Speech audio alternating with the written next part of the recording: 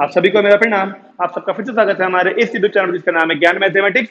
हमने आप लोगों के लिए जेडब्ल्यू एडवांस की 2 सीरीज स्टार्ट की हुई हैं। तो जिन बच्चों ने, ये तो लॉगरिथम के लिए है सीरीज, जिन बच्चों ने मैट्रिक्स वाली सीरीज नहीं देखी है, मैं कमेंट बॉक्स में लिंक दे दूंगा, वहां जाकर चेक कर लीजिए।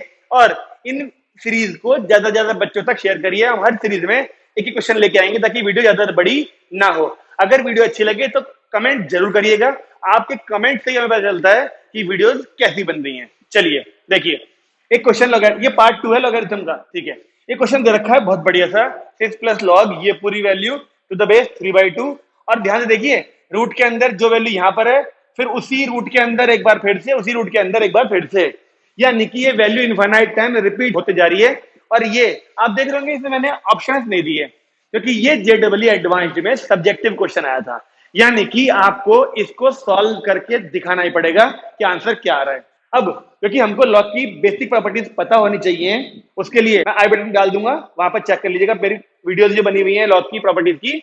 हाँ, तो पहले इस इनफाइनाइट सीरीज को खत्म करने का तरीका आपको मालूम होगा। जो बच्चे जेडब्ल्यू एडवांस की तैयारी कर रहे हैं, उन्हें 10th क्लास में, 11th क्लास में भी हमने क्वेश्चन पहले ऐसे करे हैं जो इनफाइनाइट सीरीज तक चलते हैं। इनफाइनाइट सीरीज को खत्म करने का तरीका देखिए क्या है। अगर हम इस पूरे हिस्से को y मान लेते हैं, ये रूट के अंदर 4 - 1/3√2 4 माइनस, इस पूरे को y मान लेते हैं, तो ये तरीका है हटाने का।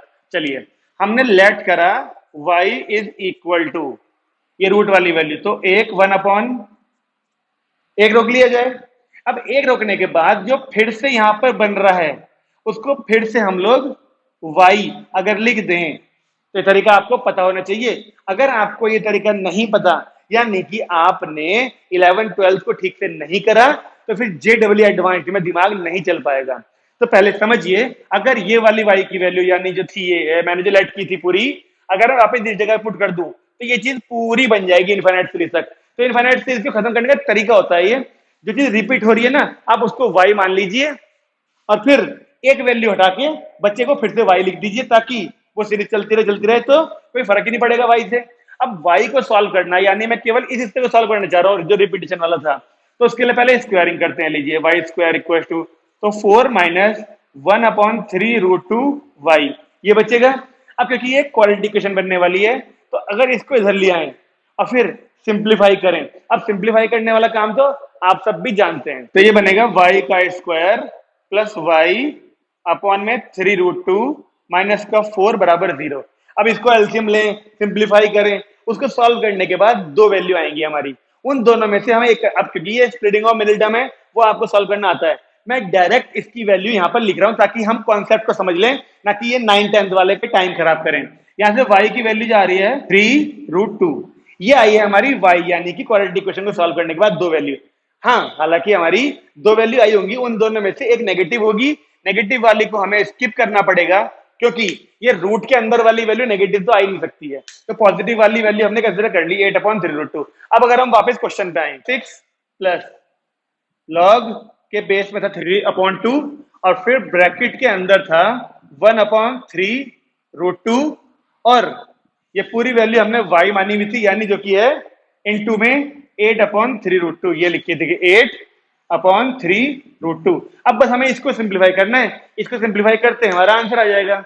चलिए शुरू करते हैं। ये देखिए, √2 × 2 बनेगा 2, उस 2 से ये कटेगा 4 बार, तो केवल 4/3 बचा ना, यानी 6 प्लस लॉग बेस में 3/2 चल ही रहा है और ये 4/3।